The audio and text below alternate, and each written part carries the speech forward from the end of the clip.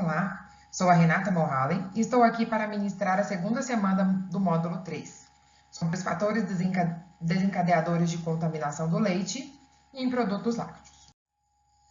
Esta semana, vamos conhecer os micro-organismos patogênicos do leite e quais as doenças que eles podem causar se consumidos em algum derivado ou até mesmo no leite cru. Na semana anterior, entendemos a classificação dos micro-organismos. Alguns são benéficos na indústria do leite, outros são comuns na flora láctea, outros são capazes de deteriorar tanto o leite como seus derivados. E correlacionamos os pontos da cadeia que podem contaminar essa matéria-prima. E o nosso foco agora será os micro-organismos patogênicos, aqueles causadores de doença que causam riscos à saúde pública. Relacionado ao leite, os patogênicos são mais perigosos no leite cru ou em derivados feitos com este. Um dado para exemplificar esse perigo é que a possibilidade de um indivíduo contrair salmonelose, uma doença transmitida por alimento bastante conhecida, é 158 vezes maior ao consumir o leite cru em relação ao pasteurizado.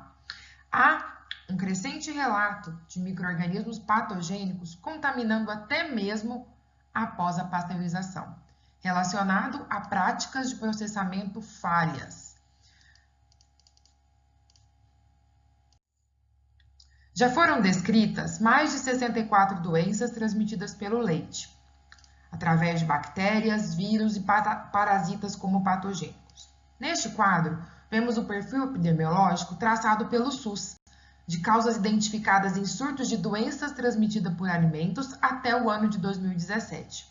Nele verificamos que as bactérias são a principal fonte de doenças, seguidas dos vírus, mas essa segunda posição em uma quantidade bem menor. Não existe, infelizmente, uma base de dados que especifique dentro desse perfil as doenças exclusivamente causadas por produtos lácteos. Estima-se que apenas 10% do número real de surtos são confirmados. Então, há um número bem maior de surtos relacionados aos alimentos do que aconteceu na verdade. Estima-se, pelo mesmo estudo do slide anterior, que 2,8% dos alimentos incriminados nos surtos de doença transmitidas por alimentos nos anos de 2007 a 2017 tenham tido como início o consumo de algum leite ou derivado alterado. Mas, repetindo a informação, esses dados são dados subestimados. Provável que tenhamos mais envolvimento desses produtos em doenças alimentares. As doenças ocasionadas pelos alimentos podem ser chamadas de intoxicação, quando a causa for a ingestão da toxina no alimento, ou infecção, que é a doença provocada pela ingestão do próprio micro-organismo patogênico. O leite pode veicular micro-organismos patogênicos de animais infectados aos seres humanos, então um animal está doente pode transmitir essa doença através do leite, ou o leite pode ser produzido por animais saudáveis e ter uma contaminação durante alguma etapa de processamento, envase, transporte, comercialização do produto.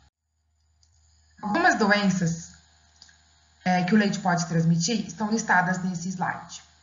Alguns patógenos que causam doenças na vaca e por isso saem no leite, outros patógenos adquiridos após a ordenha. Algumas zoonoses elas são chamadas de clássicas, pois elas já têm sido relatadas há bastante tempo, como a tuberculose, a brucelose, e também podemos ter algumas zoonoses emergentes, que têm relatos mais recentes, como a listeriose. Para quem não conhece esse termo, zoonose, elas são doenças que passam dos animais ao homem e vice-versa. A primeira doença que nós vamos comentar é a tuberculose. Ela é causada pelo Mycobacterium bovis e pode passar ao leite se o animal estiver infectado. Portanto, ao consumir esse leite cru de vacas infectadas ou seus derivados, é que acontece o contágio. O indivíduo pode apresentar sintomas como febre, dores abdominais, diarreia, sudorese, perda de peso crônica durante vários anos. É uma doença crônica de progressão lenta e de duração longa. A prevenção para evitar esta é o uso de leite pasteurizado e o controle da doença nos animais no campo. A tuberculose é uma doença que não tem vacina para os bovinos, mas podemos rastrear a doença na fazenda através de exames, controle clínico também, apesar que muitos bovinos são assintomáticos ou demoram muito a ter sintomas, quando já produziram muito leite na fazenda, infelizmente.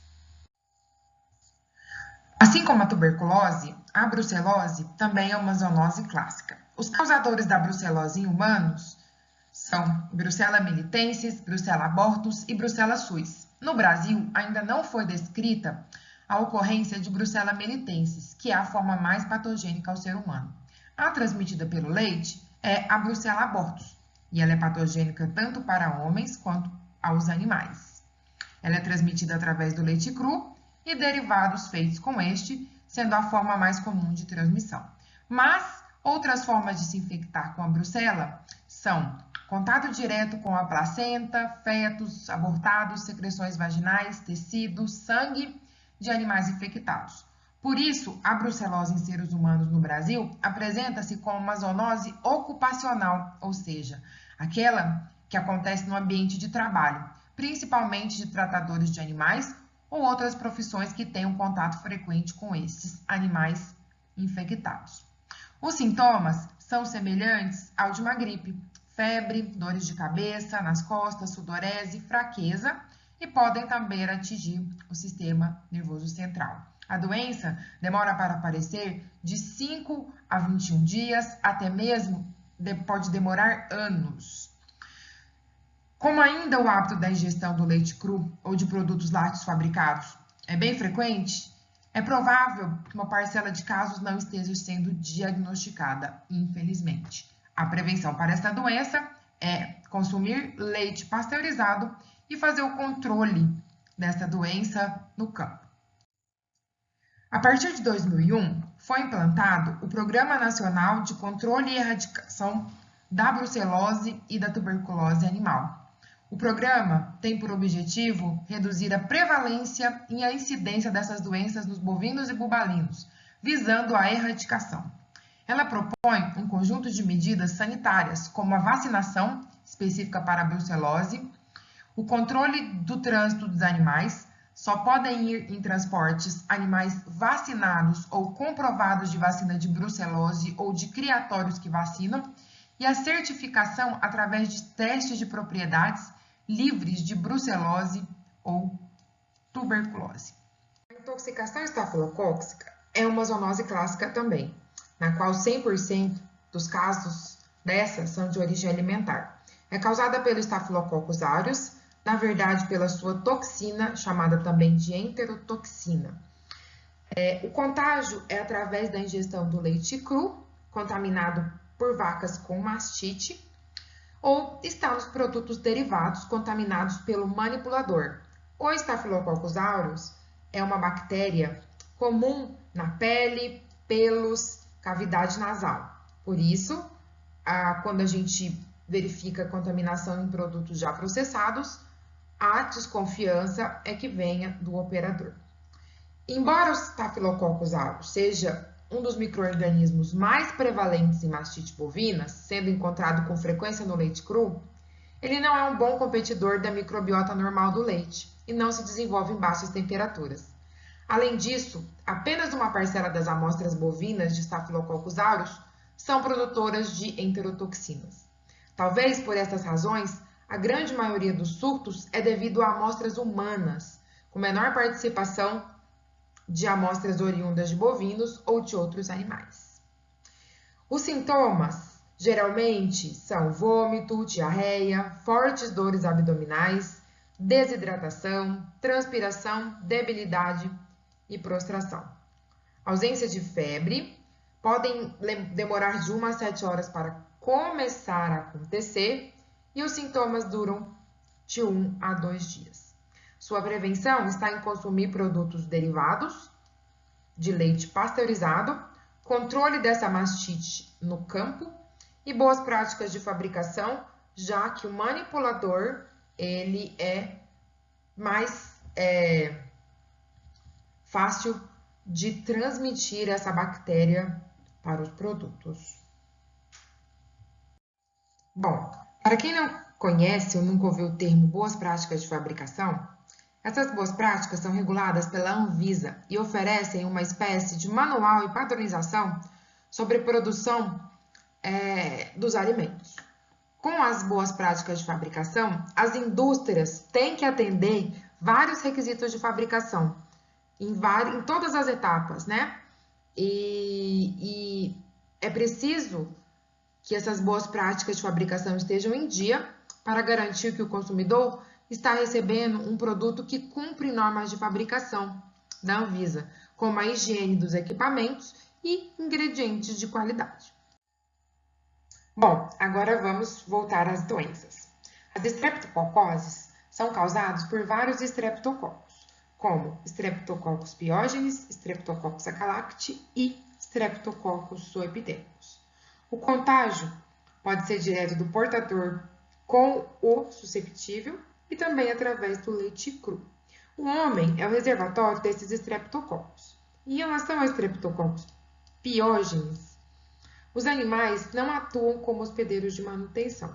Às vezes são importantes na cadeia epidemiológica, pois podem infectar-se do homem e retransmitir essa infecção ao meio do leite.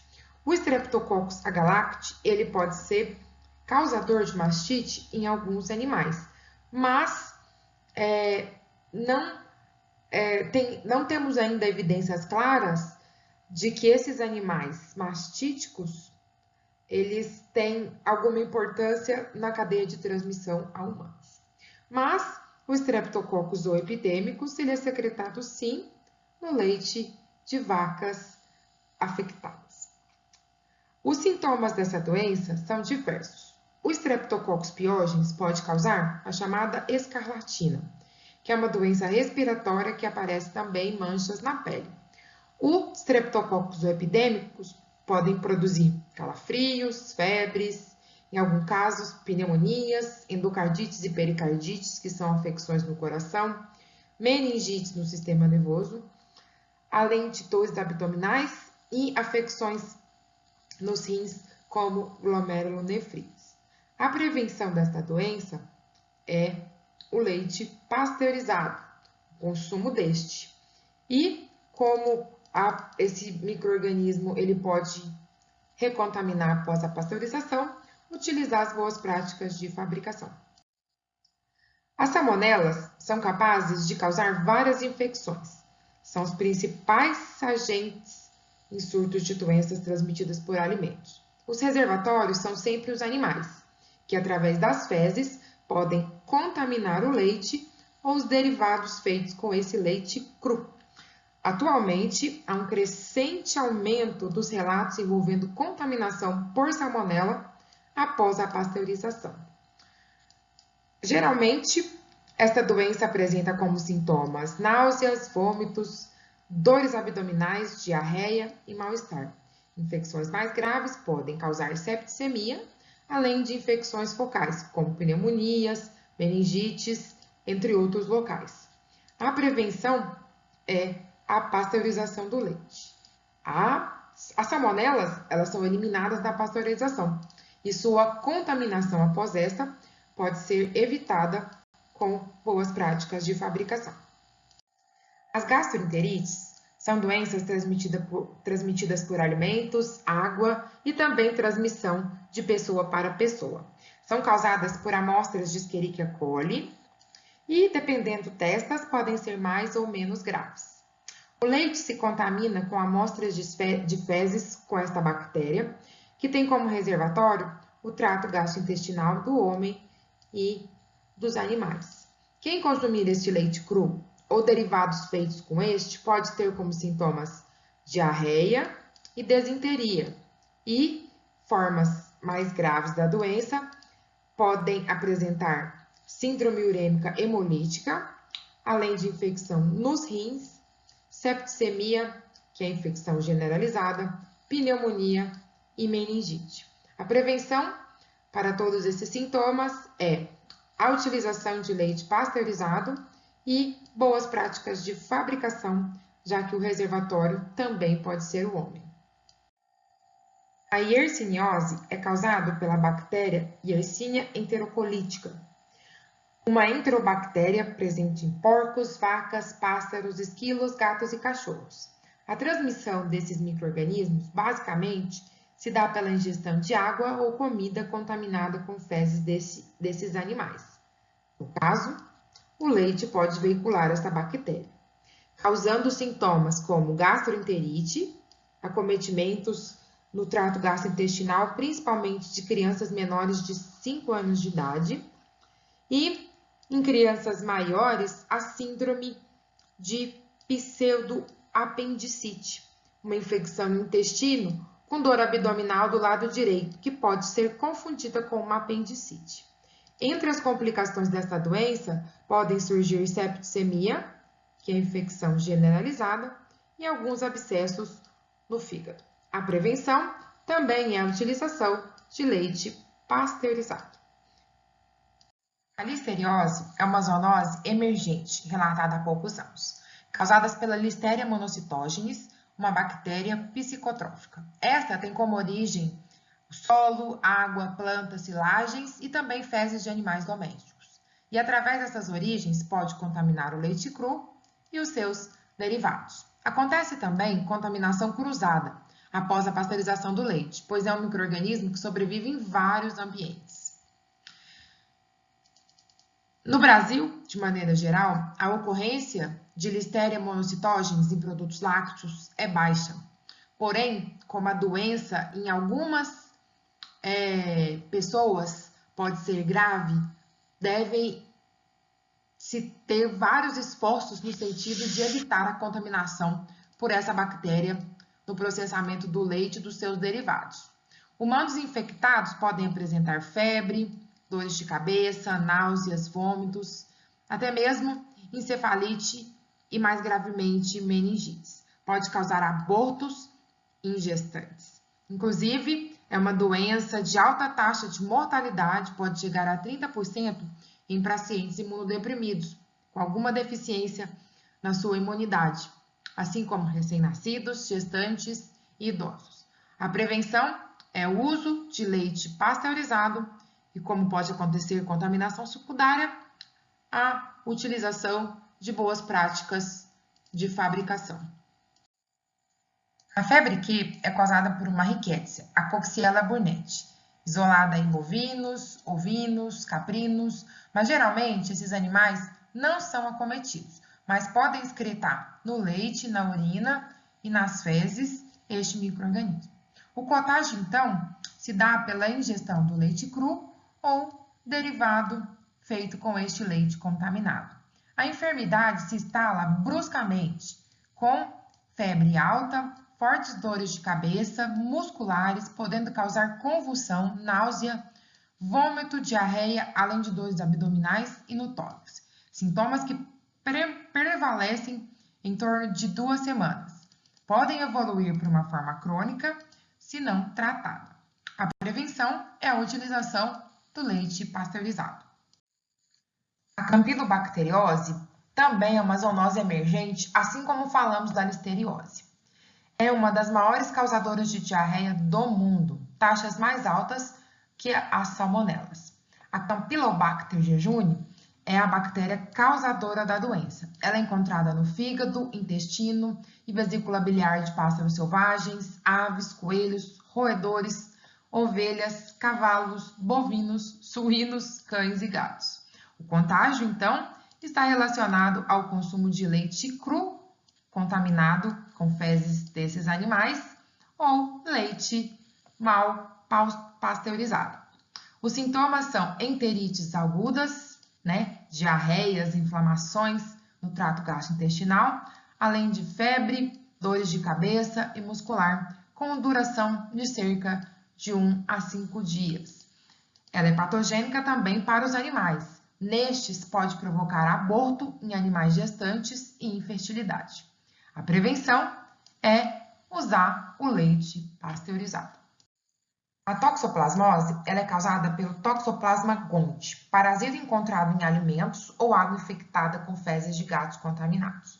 Apesar da descrição não ter ainda acontecido de contaminação de humanos pela ingestão de leite ou queijos contaminados, é importante falar um pouco sobre esta, visto que esses alimentos podem ser infectados com este parasito, então significar alguma provável fonte de infecção. No momento, as formas mais comuns de se adquirir essa doença é ao ingerir carne crua ou mal cozida de animais infectados com alguma forma deste parasito. Os sintomas geralmente são subclínicos, assintomáticos e essa doença ela pode ser congênita ou adquirida. Ela pode vir da mãe ou ser adquirida aí na ingestão de alimentos contaminados. Com a pasteurização do leite e algum controle no campo, a gente consegue alimentos mais seguros em relação a essa doença. Outros parasitos, como Cryptosporidium parvo e Giardia lamblia, também podem passar para o leite, mas sem grandes importâncias clínicas e epidemiológicas.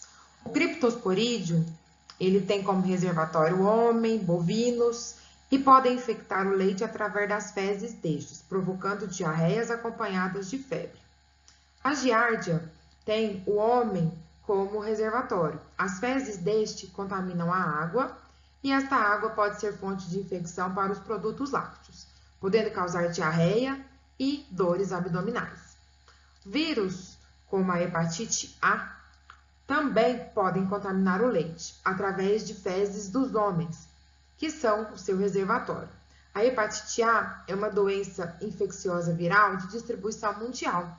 É uma doença leve, de curta duração, e a transmissão do vírus da hepatite A por alimentos também não tem grande importância epidemiológica no Brasil. A aftosa, já falada na semana 1, é um vírus que causa doença nos bovinos, e o leite destes é excretado com vírus também. Mas há relatos de transmissão raríssimas ao homem desta doença ao ingerir leite cru contaminado. Bom, como visto, são inúmeras as doenças e intercorrências que podemos ter ao ingerir ou processar alimentos com leite cru. Vimos a importância da pasteurização para prevenir vários desses males. Mas o que é essa pasteurização mais especificamente? A pasteurização é o processo de aquecimento de um líquido, no caso o leite, abaixo do ponto de ebulição para destruir micro-organismos patogênicos. Ela é obrigatória no Brasil para todo o leite. Todos os derivados devem ser fabricados a partir de leite pasteurizado, ou seja, ela é uma tecnologia obrigatória em todo o processo de laticínios. Aqui, nesta foto, vimos uma máquina, usual, utilizada em algum laticínio para fazer este processo de pasteurização.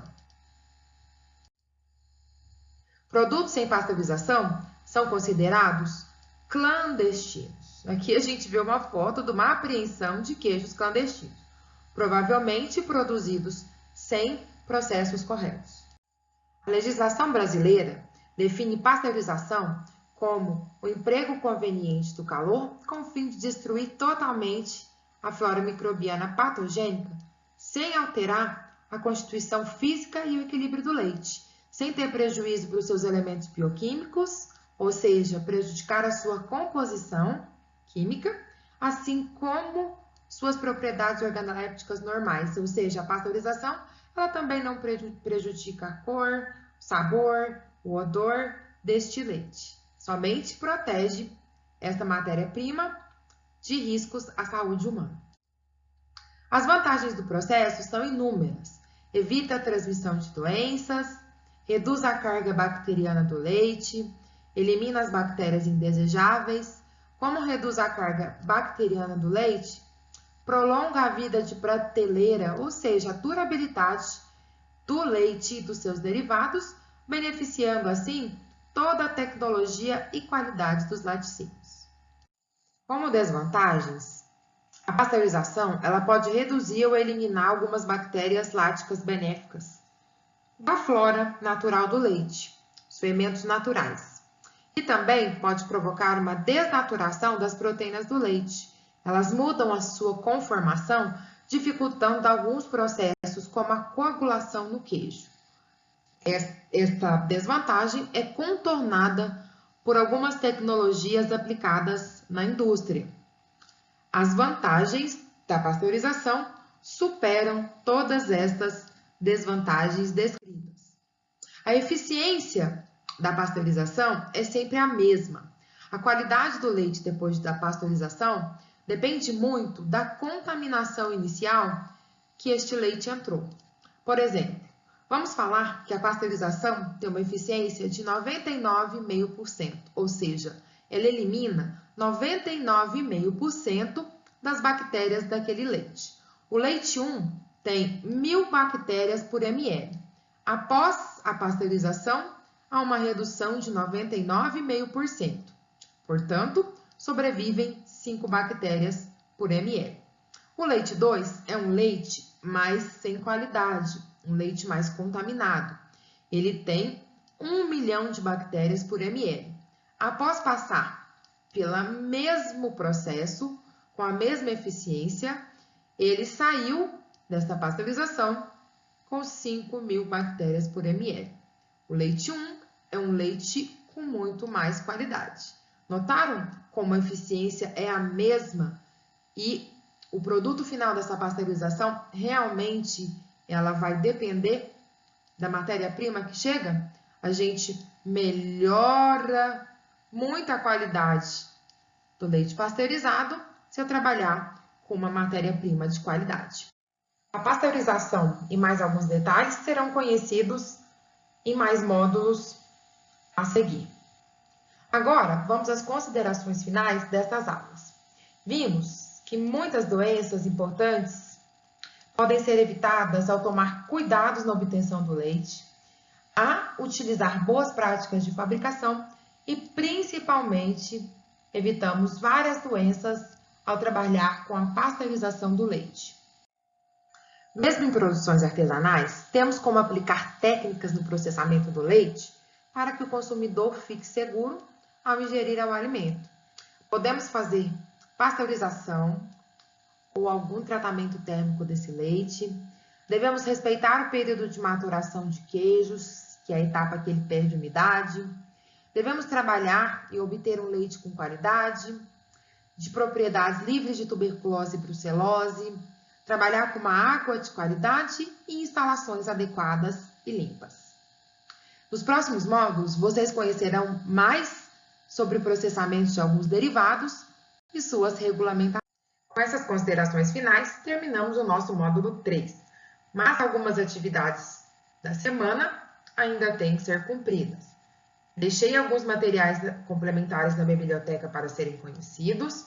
Vocês devem participar do fórum avaliativo, assim como responder algumas questões também avaliativas e responder a prova final. Em caso de dúvidas, vocês podem entrar em contato no fórum de dúvidas se algum tema ou alguma questão não foi entendida por vocês. Espero que todos tenham gostado e até mais!